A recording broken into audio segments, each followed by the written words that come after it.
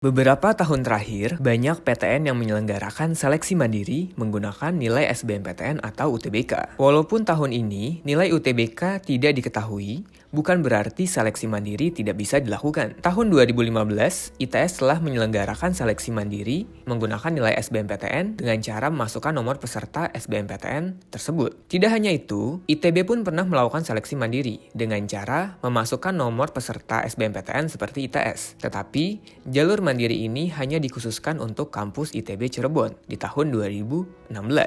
Berdasarkan pemaparan di atas, kali ini saya akan memberikan 5 daftar PTN yang sudah mengumumkan menggunakan nilai UTBK dalam seleksi mandirinya. Yang pertama adalah IPB. Mulai tahun 2019, IPB telah melaksanakan ujian tulis berbasis komputer atau menggunakan skor UTBK untuk mandirinya. Seorang calon mahasiswa boleh memilih salah satu dari 2 metode seleksi tersebut. Bagi yang tidak mempunyai skor UTBK, maka calon mahasiswa harus mengikuti ujian tulis berbasis komputer yang diselenggarakan oleh IPB. Dan untuk ujian tulisnya, tes kemampuan potensi akademik atau TKA yang meliputi bahasa Indonesia, bahasa Inggris, dan matematika dasar.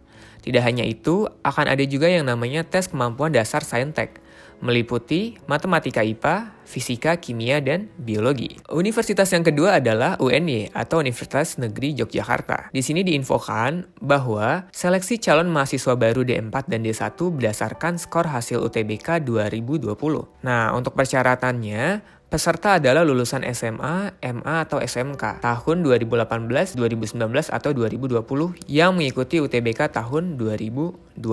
Yang ketiga adalah Universitas Gadjah Mada. Untuk UGM sendiri, persyaratannya yang pertama, warga negara Indonesia. Yang kedua, lulusan SMA, SMK, atau MA atau sederajat tahun 2020, 2019, 2018. Ketiga, mempunyai hasil sertifikat UTBK tahun 2020.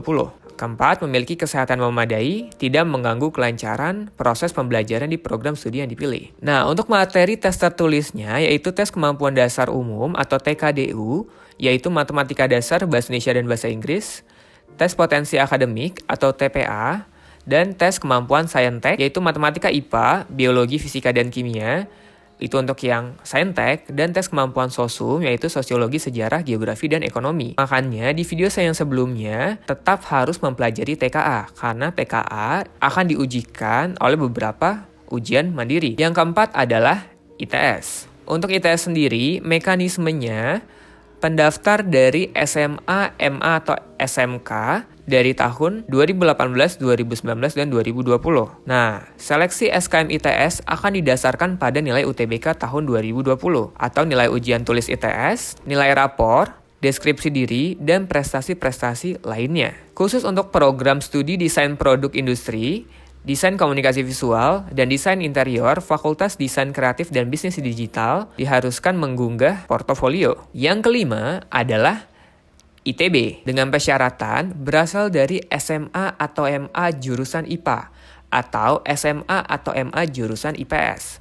Berarti untuk yang SMK tidak bisa ya mengikuti seleksi mandiri ITB. Perhatikan nomor 3. Memiliki data prestasi akademik yang tercatat di pangkalan data siswa dan sekolah atau PDSS, serta mengunggah nilai rapor semester 1 sampai dengan semester 6. Keempat, memiliki nilai UTBK SBMPTN tahun 2020. Dan yang kelima, yang paling penting adalah tidak diterima sebagai calon mahasiswa ITB melalui jalur seleksi SNMPTN, SBMPTN, atau seleksi program kelas internasional ITB tahun 2020. Khusus untuk mendaftar ke FSRD mengikuti tes keterampilan. Dan persyaratan lainnya, tidak buta warna, baik buta warna total maupun buta warna parsial. Bagi peminat, nanti bisa kalian lihat di link yang ada di bawah. Akan saya tuliskan link deskripsinya di bawah ya. Oke, itu dia 5 daftar PTN yang sudah mengumumkan menggunakan nilai UTBK pada seleksi mandirinya. Sehingga akan sangat penting sekali untuk membuat nilai SBMPTN kalian semakin bagus. Karena kalau ketolak di SBMPTN, bisa menggunakan nilai tersebut di seleksi mandiri. Tidak hanya itu, jangan lupa belajar TKA atau tes kemampuan akademik, karena itu akan dibutuhkan di beberapa seleksi mandiri. Kalau ada yang bilang udah belajar TKA tapi tidak diujikan di SBMPTN, menurut saya tidak sia-sia. Karena ilmu yang kalian dapatkan dalam mempelajari TKA tersebut bisa digunakan di ujian mandiri.